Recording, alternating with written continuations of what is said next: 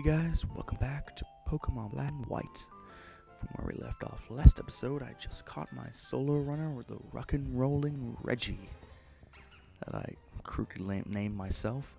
But right here we got a Lillipup because I've left this in, so you guys can see any new Pokemon that you haven't already seen, which is why that's still in. So we're just gonna go carry on up here, edit out that battle, and talk to this guy, who gives you some nice pointers about the whole Pokemon system, that if you want to encounter Pokemon, go in grass. But we can't actually go down that route there, where the steps are, because we don't have Surf yet. But we'll come back when we do have Surf to get some interesting doohickeys. But this nice little lady over here, who works at the Pokemon Mart, will happily give you a free potion, just like in every other game at the beginning of the game. So going in this battle, we've got a Patrat. Pretty sure that's how you pronounce it, Patrat. We'll go with that. But as you can see, Reggie's gained 1 level, so it's which is pretty much easy. But there is one other Pokemon that you can find in this route, which will now appear on your screen momentarily. So carrying up here, Bianca, the nice little lady person, will ask us about the whole competition doohickey that she asked us to do. But as you can see, we've all captured 2 Pokemon. So the action receiver is going to ring now, and it's going to be Professor Juniper asking us how we're all doing. I zoom into the bottom screen so you guys can see what that looks like. There you go. And she's just basically telling us that if she wants us to come learn more interesting intro type stuff, that you can just come all up to Accumulator Town and go up to the Pokemon Center, and there she is. So she asks us to follow her inside, which, you know, being myself, I'm quite skeptical. Ignore the left side of the screen. That's due to the fact that it's on a ROM and no cache. Yeah, pretty much. But Professor Juniper now wants us to heal up our Pokemon for the first time, so the newbies who have never actually played a Pokemon game can learn the physics of Pokemon and then go back and play the originals so they get the whole shabam. So after we've healed up our Pokemon, she gives us a little more of a tour and shows us that if we capture Pokemon but don't have the power to keep all of them with us, because you're only allowed 6 Pokemon with you at one time, that they'll get magically teleported into the PC. But Bianca gives us a little bit of more information saying that it says someone, but she wants us to pretty much ignore that for now, and we can go find that person later, which I will point out when we do. Being this is a 5th generation now, the Pokemon Mart has now joined up inside with the Pokemon Center. So that's kind of interesting and kind of space saving, so you know, there's more room for more buildings and other doohads and whatnot. But we're just gonna go ahead and buy some potions, because, you know, potions, God's medicine, yeah.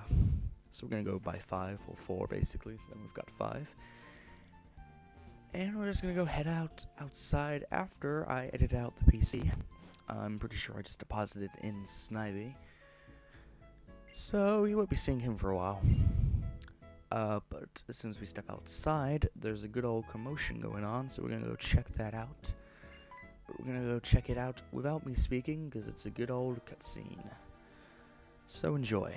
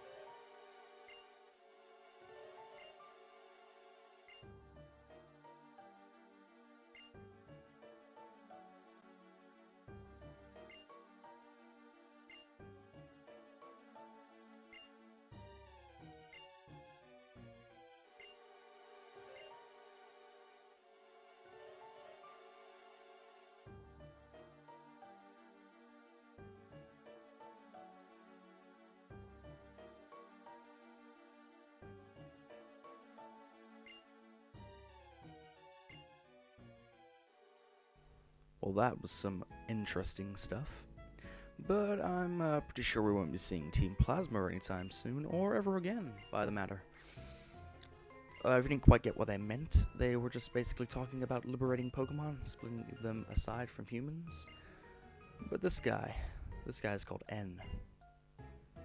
N is kind of a rival, you could say, but we won't talk about that for a good while. So N, pretty nice name. Another reason, well, a reason to start off with, is N kind of always changes his team around every time you battle against him. So this will be the first and last time you'll ever see him with a Purion. Just keep that in mind. But one reason why this battle is in is because one, it's the first battle with N, and it does contain some pretty interesting music that I do enjoy. So enjoy that in the background over my voice. And you know, more reasons. It's the first battle of the episode, pretty much, isn't it? And it's also the first time we're seeing a Purion, so keep that in mind. Purion isn't actually a major powerhouse of any sort. It doesn't have the best stats in the world. I can tell you now from Bulbapedia, it isn't the best. Its highest is its speed, pretty much. You can, you know, that's its main asset, really. Speed, not strength or anything else. But nevertheless, Reggie's just gonna come in here, tackle a little bit, harden up a little bit, you know, catch that pun. But we get rid of Purion momentarily with a good old critical hit, and we gain to level 6 up to good old level 7. Yeah, the whole EXP system in Black and White's kind of had an effect. So yeah, being lower level than the Pokemon you battle against, you'll get a lot more XP than what you needed, which is a good, you know, the Pokemon I showed earlier that popped on your screen, that's a pretty good Pokemon if you're looking for XP. There's some good places around Unova where you can battle that, and equipped a Lucky Egg, you will get a good old amount of XP. But after that, we're going to go head on to Strategon City, but beforehand, we're going to go come up here, notice those 2 Pokeballs, which we'll get later, and go into this house, talk to these people, and create a slight change to the music, which is a neat little effect that Nintendo implanted into their game. Yes, I guess you could call it an Easter egg of some sort, but you know, I just find it neat. I just think that it's a neat little feature that was implanted into this set game. But anyway, you'll just basically hear it as you walk around the city. They're in most cities, well, some cities by a standard, and sometimes they'll add bass to your footsteps. But coming in here, you can see by the date when this was recorded, ignore that. And we have Route 2, but the X transceiver, there we go, is calling, and it's just basically Mom, who, you know, could have just shouted up to us instead of using it, but she'll just give us a pair of running shoes. For anyone not knowing what running shoes are, and you can't understand by what running shoes means, you just basically press B to run faster so you can move faster in the game. But I'd still recommend that you go back and play the other games before you play this, because, you know, good old backstory. Well, not backstory, but it's good to know. Right there's a strength boulder, that big boulder thing that we can't actually go on to yet. But right here we got a potion.